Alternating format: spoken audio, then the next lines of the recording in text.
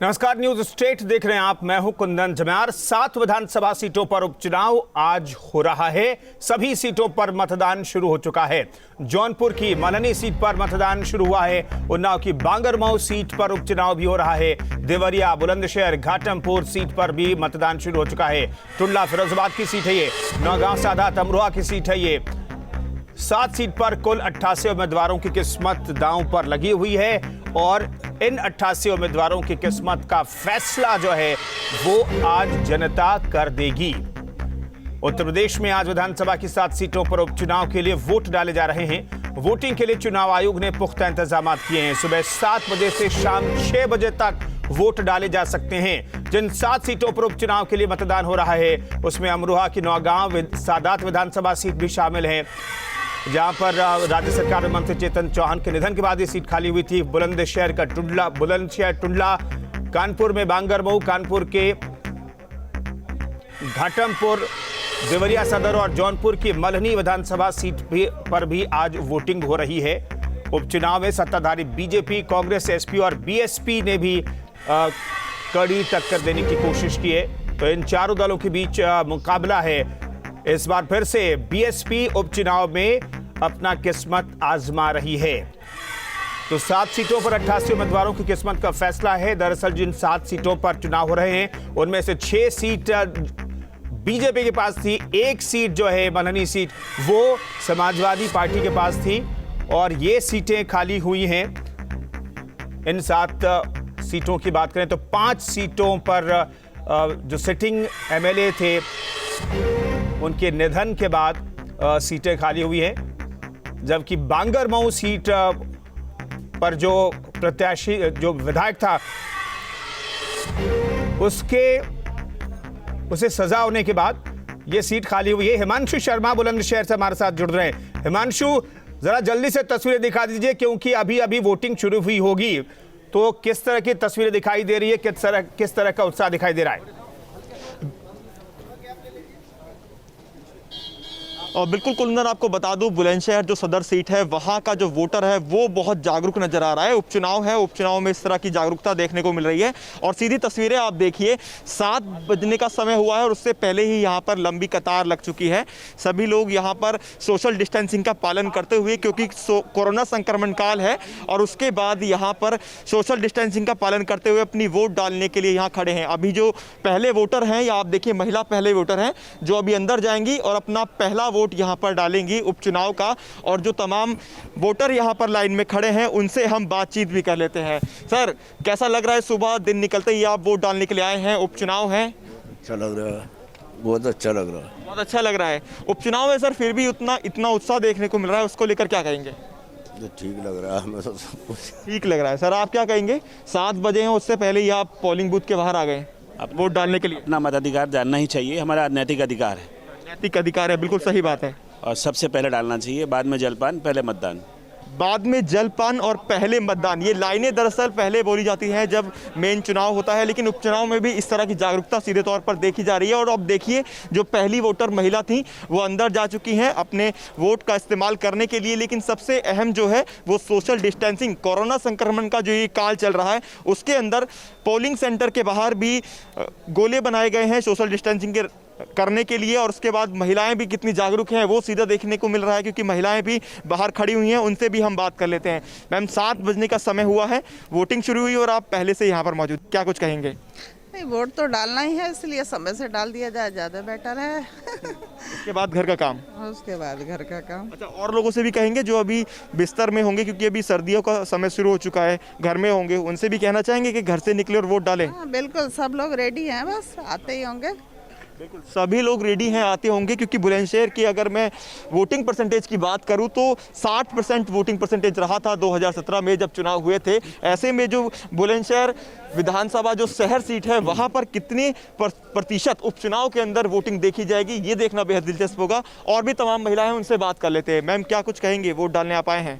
नहीं, हमें बहुत अच्छा लग रहा है वोट डालना। अच्छा लग रहा है, मतलब एक सत्र के अंदर 2 बार आप दूसरी बार वोट का इस्तेमाल कर रहे हैं, अभी दूसरी बार उपचुनाव हो रहे हैं। जब वो हो रहे हैं तो वोट तो डालना है ही, ज़रूरी वोट डालना है। मैम, आप क्या कहेंगे? बहुत एक्साइटेड है, दोबारा वोटिंग कर रहे हैं। बहुत एक्साइटिंग है, दोबारा से वोटिंग कर रहे हैं क्योंकि उपचुनाव है। यहाँ पर जो वीरेंद्र सिरोही थे उनके निधन के बाद उपचुनाव हुआ है, जो बुलंदशहर की सदर सीट है और जो पोलिंग सेंटर है वहाँ पर जो लोग हैं वो पहुँचना शुरू हो गए हैं, अपने मताधिकार का इस्तेमाल यहाँ पर कर रहे हैं। तो जनता यहाँ की जागरूक दिख रही है। और अगर बात करें बुलंदशहर सदर सीट की तो तकरीबन 3,80,000 यहाँ पर वोटर हैं जो आज अपने मताधिकार का इस्तेमाल करेंगे। ये देखना तस्वीरें दिखाई दे रही है, अभी तो वोटिंग शुरू हुई है और जो तस्वीरें दिखाई दे रही है और खास तौर पर महिलाओं के अंदर जो उत्साह दिखाई दे रहा है, ऐसा लगता है कि आमतौर पर जो बहुत ज्यादा इंटरेस्ट उपचुनाव में मतदाता नहीं लेते हैं, इस बार ऐसा नहीं है। उत्तर प्रदेश की जनता जो है वो एक तरीके से जागरूक है, दिखाई दे रही है। तमाम तस्वीरें हम अपने दर्शकों को दिखाते रहेंगे। घाटमपुर लिए चलते हैं आपको, दरअसल यहाँ पर हमारे सहयोगी अमित जुड़ रहे हैं और बांगरमऊ भी लिए चलेंगे, रतीश त्रिवेदी हमारे साथ जुड़ रहे हैं, लेकिन सबसे पहले घाटमपुर चलते हैं। अमित, वहां पर किस तरीके की व्यवस्था की गई है? मैं व्यवस्था इसलिए शुरू में पूछ रहा हूं क्योंकि वहां के जिलाधिकारी कहा जा रहा है कि कोरोना पॉजिटिव हो गए हैं। ऐसे में किस तरीके की व्यवस्थाएं वहां पर बनाई गई और किस तरह की तस्वीरें, अब चूंकि वोटिंग शुरू हो गई है तो दिखाई दे रही है? उनको बुलाओ जिसको सुमित कर रहा है। देखिए, चूंकि कोविड प्रोटोकॉल के जो गाइडलाइंस है उसी के मुताबिक यहाँ पर तैयारियां की गई हैं कुंदन। हाँ। और अगर आप तस्वीरें देखिए तो जो वोटर्स हैं वो सुबह सुबह यहाँ पर आ गए हैं और सबसे अच्छी बात है कि 7 बजते ही आप लंबी लंबी कतारें देखने को मिल रही हैं। और यहाँ पर अभी एक शख्स है, उन्होंने अभी अपने मत का प्रयोग किया है और ठीक ठाक भीड़ जुटनी शुरू हो गई है, जो कि एक अच्छा संकेत है क्योंकि 3,19,000 करीब मतदाता है जो यहाँ पर 6 प्रत्याशी मैदान में है, उनके भाग्य का फैसला करेंगे। जिन्होंने पहला वोट डाला है, हम उनसे बात करते हैं। सर, सबसे पहले आपने मतदान डाला, क्या जहन में मुद्दे थे और सबसे बड़ी बात कि जो वादे किए गए थे क्या आपको लगता है पूरे हुए हैं? देखिए, चाहते सर दिखा दे। वादे पूरे होने की तो देश की आज़ादी के बाद कोई भी राजनीतिक दल अपने वादे नहीं पूरा कर पाया। हर बार मतदाता ठगा गया है। तो निश्चित तौर से मतलब अब बेहतरी की उम्मीद में हर बार मतदान किया जाता है। अब वो वादे पूरे होते हैं कि नहीं होते, ये तो बात की बात है। चलिए, लेकिन इस चीज़ के लिए मैं अप्रिशिएट करते हैं कि आप सबसे पहले आके आपने वोट दिया, तो जहन में क्या था, आप क्या मतलब बदलाव क्या चाहते हैं? निश्चित तौर से चाहते हैं समाज में लॉ एंड ऑर्डर अच्छा हो, रोजगार की व्यवस्थाएं हों, शिक्षा अच्छी हो, समाज में सब कुछ बेहतर हो। एक बार फिर चाहते कि वोटिंग फिंगर आप दिखा दें। तो ये देखिए कुंदन, इस तरह जागरूक मतदाता है जो कम से कम ये चाहते हैं कि बदलाव की बयार जो है वो बहे क्षेत्र में। और इसीलिए यहाँ पर जो 6 मतदाता मैदान में है, पूरे जो 7 जगह पर उपचुनाव हो रहे हैं उनमें सबसे कम मतदाता घाटमपुर विधानसभा सीट के लिए खड़े हैं। और यहाँ पर जो मुख्य मुकाबला है वो 4 पार्टियों के बीच, भाजपा, कांग्रेस, बहुजन समाज पार्टी और समाजवादी पार्टी, इन्हीं के बीच में है। और फिलहाल यहाँ पर सबसे अच्छी तस्वीर यही है कि 7 बजते ही यहाँ पर जो वोटर्स हैं वो पहुंचने लगे हैं और यहाँ पर कतारें दिखने लगी हैं। बिल्कुल, तो सुबह 7 बजे घाटमपुर विधानसभा सीट के लिए जो उपचुनाव हो रहे हैं, मतदाताओं में जागरूकता दिखाई दे रही है और कतारें भी दिखाई दे रही है। बांगरमऊ लिए चलते, रतीश त्रिवेदी हमारे साथ जुड़ रहे हैं। रतीश, बांगरमऊ ऐसी सीट है जिसकी वजह से बीजेपी की और सरकार की फजीहत भी हुई है। हालांकि बीजेपी ने जो सिटिंग एमएलए थे उसे फौरन से गंभीर आरोप लगने के बाद पार्टी से बाहर कर दिया था। क्या ये सीट भी नाक का सवाल है बीजेपी के लिए बाकी 6 सीटों के साथ?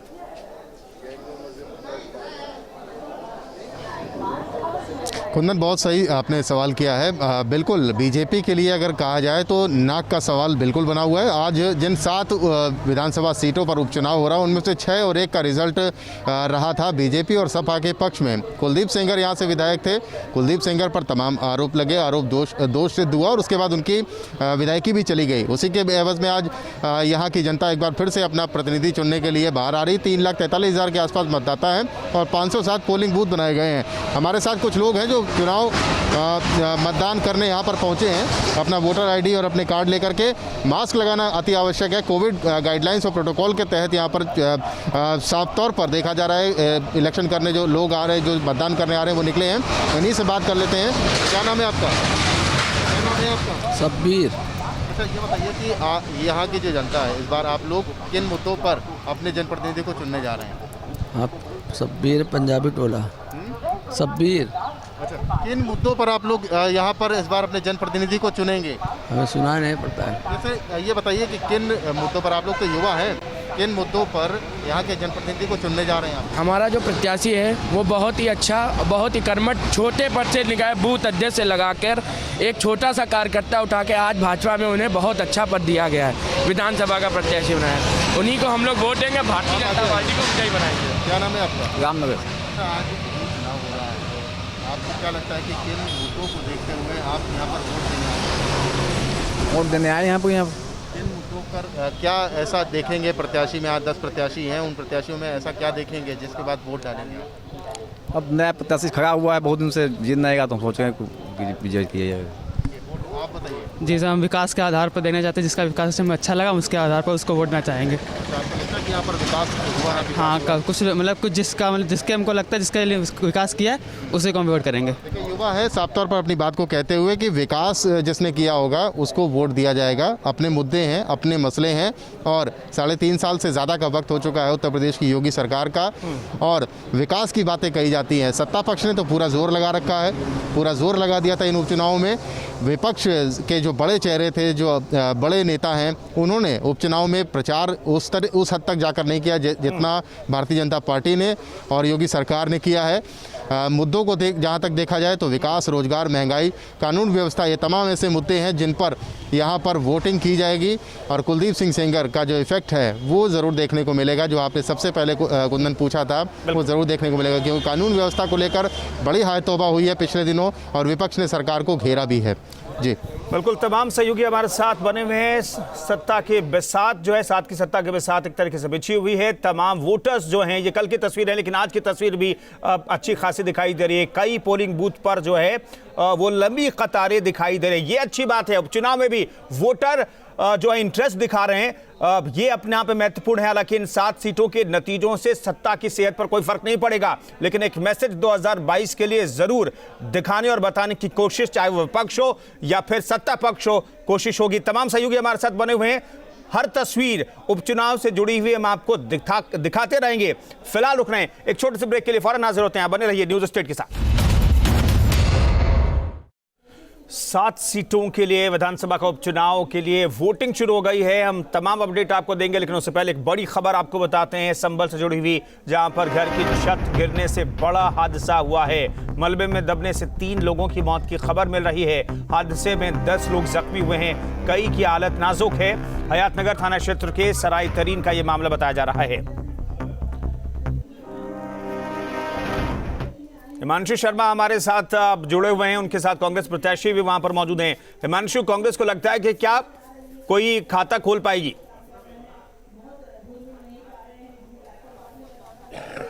बिल्कुल, सबसे पहले मेरे साथ जो सुशील चौधरी जुड़े हुए हैं यहाँ से, जो बुलंदशहर उपचुनाव के अंदर, उनसे बात कर लेते हैं। उन्होंने अपने वोट का इस्तेमाल भी किया है। सबसे पहले चाहूँगा सर, आपको फिंगर दिखा दें, आप देख सकते हैं इन्होंने अपने मताधिकार का इस्तेमाल कर लिया है। अब बातचीत भी करते हैं।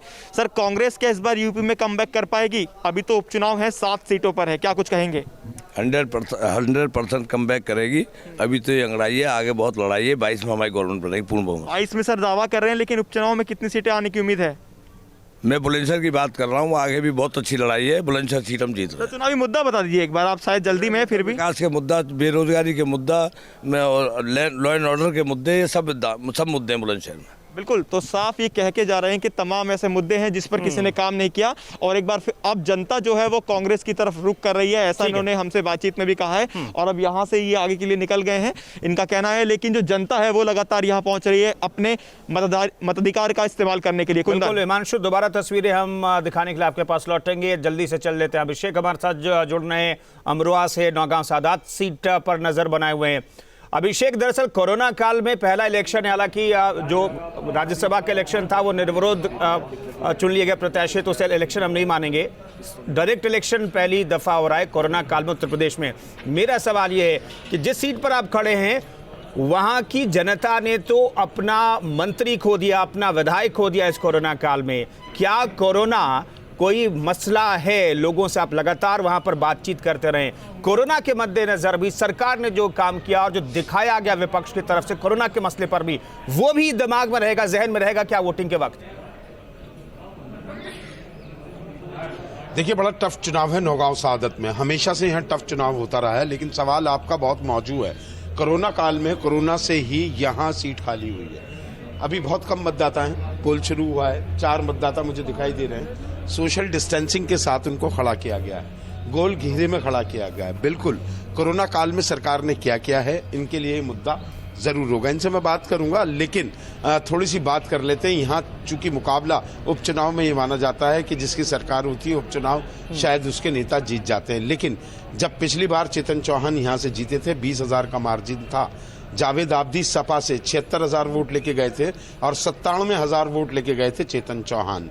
अब उनकी मृत्यु हुई है चेतन चौहान की कोरोना की वजह से। उनकी पत्नी संगीता चौहान मैदान में है। जावेद आब्दी सपा से फिर से मैदान में है। जो बीएसपी कैंडिडेट थे पिछली बार 2017 में, उनको मात्र 40,000 वोटें ही, जगदेव सिंह थे, 40,000 वोटें ही मिल पाई थी। लेकिन इस बार बसपा ने कैंडिडेट चेंज किया है, फुरकान अली को मैदान में उतारा है, मुस्लिम कैंडिडेट है। कमलेश रानी जो हैं वो कांग्रेस से टिकट पर हैं। लेकिन ये चुनाव जो है सपा और भाजपा के बीच में बनता है अगर, तो बहुत क्लोज फाइट जाएगी। हालांकि जो सहानुभूति लहर मिलनी चाहिए संगीता चौहान को, उसकी पुरजोर कोशिश भाजपा ने यहाँ पर की है। लेकिन समाजवादी पार्टी ने भी पूरी ताल ठोकी है इस चुनाव में अपना जोर दिखाने की। देखना यह है कि जिसका वोटिंग परसेंटेज ये बहुत इंपॉर्टेंट है, क्योंकि उपचुनाव में वोटिंग परसेंटेज बेहद कम रहता है। अगर वोटिंग परसेंट किसी भी कैंडिडेट के मतदाताओं का ज्यादा हो गया तो बहुत नेक टू नेक फाइट हो सकती है कुंदनिया। बिल्कुल बनाई रखिए नजर। अभिषेक, दोबारा अपडेट के लिए आपके पास लौटेंगे। एक बड़ी खबर अपने दर्शकों को बता देते हैं उपचुनाव से अलग। दरअसल कासगंज में मालगाड़ी के आधा दर्जन से अधिक डिब्बे पटरी से उतर गई, ये जानकारी मिल रही है। कानपुर से मथुरा जा रही थी मालगाड़ी। हादसा होने से रेलवे विभाग में हड़कंप मच गया है। पटरी से उतरे मालगाड़ी के डिब्बों को पटरी पर लाने की कवायद शुरू की गई है। कासगंज की पटियाली रेलवे स्टेशन पर यह हादसा हुआ है। इस वक्त की बड़ी खबर आपको बता रहे हैं कासगंज से, जहां पर मालगाड़ी के आधा दर्जन डिब्बे जो हैं वो पटरी से उतर गए। तो इस वक्त की बड़ी खबर आपको बता रहे हैं। तो हादसे के बाद रेलवे में हड़कंप मचा हुआ है। लेकिन इन सब के बीच आज दिन भर नजर बनी रहेगी न्यूज स्टेट की, वो है विधानसभा का उपचुनाव। 7 सीटों के लिए वोटिंग हो रही है। सत्ता पक्ष के लिए नाक का सवाल है, क्योंकि 6 सीटें बीजेपी के पास ही थी। अगर इन 6 सीटों के आंकड़े में एक भी कम होता है तो विपक्ष के पास सरकार पर कटाक्ष करने का मौका मिल जाएगा। इसलिए सरकार चाहती है कि कम से कम वो नंबर कायम रखा जाए जो पिछले विधानसभा चुनाव में इन 7 सीटों में से उसके पास था। हम रुक रहे हैं छोटे से ब्रेक के लिए। लगातार इस खबर पर हमारी नजर बनी हुई है। आप बने रहिए न्यूज स्टेट के साथ।